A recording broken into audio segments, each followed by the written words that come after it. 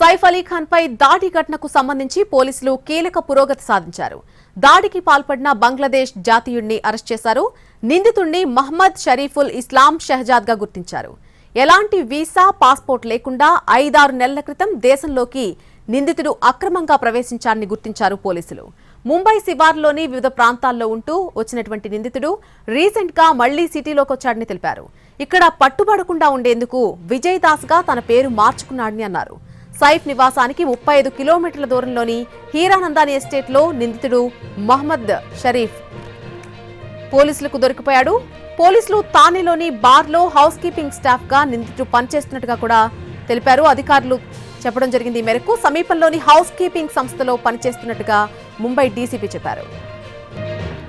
నిన్న Durg railway station లో arrest అయిన ఆకాష్ కనోజియాను నిర్దోషిగా ముంబై పోలీసులు నిర్ధారించారు. సైఫ్ అలీ ఖాన్ పై దాడి కేసుతో ఆకాష్ కనోజియాకు ఎలాంటి సంబంధం లేదన్నారు పోలీసులు.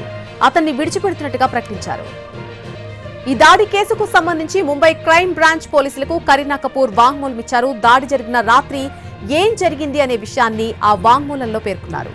నిందితుడు ఇంట్లోకి చొరబడినప్పుడు చాలా ఫెరోషియస్ గా ఉన్నాడని, ఇంట్లోని పిల్లలను తనను ఆయాను కాపాడేందుకు సైఫ్ ప్రాణాలకు తెగించాడని కరీనా చెప్పినట్టుగా తెలుస్తోంది. ఈ పెనుగులాటలో దుండగుడు కత్తితో విచక్షణారహితంగా దాడి చేశాడని కరీనా తెలిపింది. అతడు తన చిన్న కుమారుడు జహంగీర్ గదిలోకి చొరబడ్డాడని, సైఫ్ అతన్ని అడ్డుకున్నాడని కరీనా ఆ స్టేట్మెంట్ లో పేర్కొంది. వెంటనే అందరూ 12వ అంతస్తుకు వెళ్లిపోయామని చెప్పింది. నిందితుడు అక్కడి నుంచి పరారయ్యాడని కరీనా కపూర్ తన వాంగ్మూలంలో చెప్పుకొచ్చింది. ఇక్కడి వరకు బానే ఉంది, కానీ ఈ ఎపిసోడ్ లో ఎటు చూసినా సరే కొన్ని క్వశ్చన్ మార్కులు కనిపిస్తున్నాయి. చిన్న చిన్న లాజిక్లు మిస్ అవుతున్నాయి. ముంబైలో, అది కూడా బాంద్రా లాంటి పాష్ ఏరియాలో రాత్రిపూట రాబరీకో లేకపోతే ఏదైనా క్రైమ్ కోసమో ఎంటర్ కావడం అంటేనే చాలా రిస్క్. సెలబ్రిటీలు, ప్రముఖులు, హై ప్రొఫైల్ పర్సన్స్ ఉన్నటువంటి అపార్ట్మెంట్ కు సెక్యూరిటీ, సీసీటీవీ వగేరా చాలా గట్టిగా ఉంటాయి. ఇన్ని దశలు దాటుకుని దుండగుడు ఎలా వెళ్లాడు?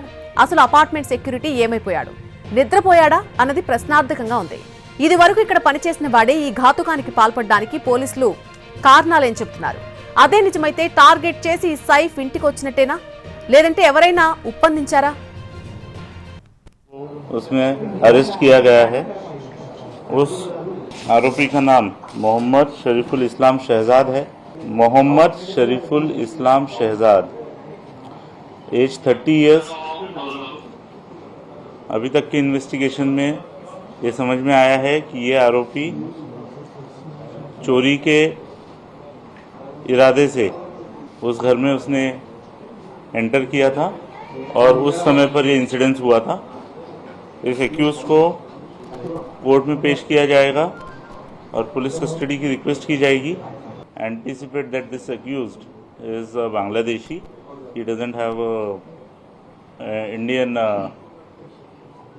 valid document and there are some seizures which indicate that he is a Bangladeshi national. एक आरोपी को उसमें अरेस्ट किया गया है।